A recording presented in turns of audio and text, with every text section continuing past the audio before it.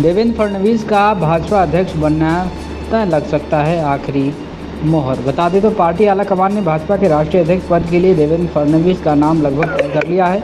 भाजपा के उच्च पदस्थ सूत्रों ने इस बात की जानकारी दी है। फडणवीस आगे वाले हफ्तों में महाराष्ट्र के उप मुख्यमंत्री पद से इस्तीफा दे सकते हैं और नई दिल्ली जा सकते हैं। इसकी जानकारी बुधवार को दिन में ही पार्टी के शीर्ष नेताओं को दी गई है।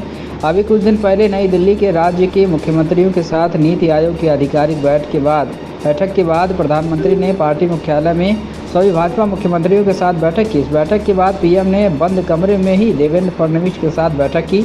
मुलाकात के बाद फडणवीस परिवार को प्रधानमंत्री के साथ फोटो सेशन का भी मौका दिया गया। वहीं बीजेपी के सूत्रों ने बताया कि बैठक में पीएम मोदी और फडणवीस के बीच बीजेपी के राष्ट्रीय अध्यक्ष के रूप में देवेंद्र फडणवीस को मुंबई से नई दिल्ली ले जाने के फैसले पर चर्चा हुई है। अगले कुछ दिनों में पार्टी के भीतर की राय पर चर्चा की गई।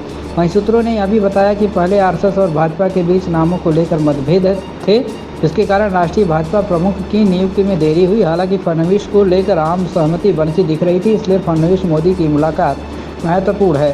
केंद्रीय मंत्री जेपी नड्डा का पार्टी अध्यक्ष के रूप में कार्यकाल कुछ सप्ताह पहले समाप्त हो गया है और उनका उत्तराधिकारी कौन होगा, इसे लेकर काफ़ी अटकलें चल रही हैं। पार्टी के भीतर अब अगला सवाल यह है कि आगामी विधानसभा चुनाव प्रचार के दौरान भाजपा का नेतृत्व कौन करेगा। एक विचार यह भी था कि फडणवीस विधानसभा चुनाव खत्म होने तक महाराष्ट्र में बने रहेंगे और फिर नई दिल्ली चले जाएंगे।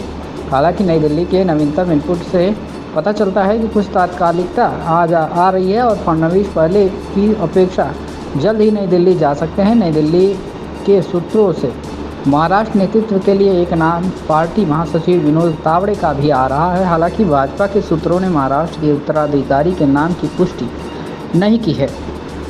बता दें तो इस लोकसभा चुनाव महाराष्ट्र में बीजेपी का प्रदर्शन अच्छा नहीं रहा, जिसकी जिम्मेदारी लेते हुए उन्होंने इस्तीफे की भी पेशकश की थी, लेकिन बीजेपी नेतृत्व ने इसे स्वीकार नहीं किया। इससे पता चला कि पार्टी को उन पर अभी पूरा भरोसा है। दिल्ली में पीएम मोदी से मुलाकात की तस्वीरें फडणवीस ने अपने ट्विटर अकाउंट पर भी साझा की है, जिसमें उन्होंने लिखा था, पीएम मोदी का आशीर्वाद महाराष्ट्र के साथ हमेशा ही रहा है और आगे भी रहेगा। उनसे मिलकर हर बार एक नई ऊर्जा मिलती है, उनका मार्गदर्शन मिलता है। फडणवीस के नाम की चर्चा राजनीतिक हलकों में तेजी से हो रही है। हालांकि अब तक इस पार्टी की कोई प्रतिक्रिया सामने नहीं आई। भूपेंद्र यादव और धर्मेंद्र प्रधान भी बीजेपी के सीनियर नेताओं में शामिल है। उनका नाम भी अध्यक्ष पद की रेस में है। हालांकि ये जिम्मेदारी किसको मिलती है, ये तो समय ही बताएगा।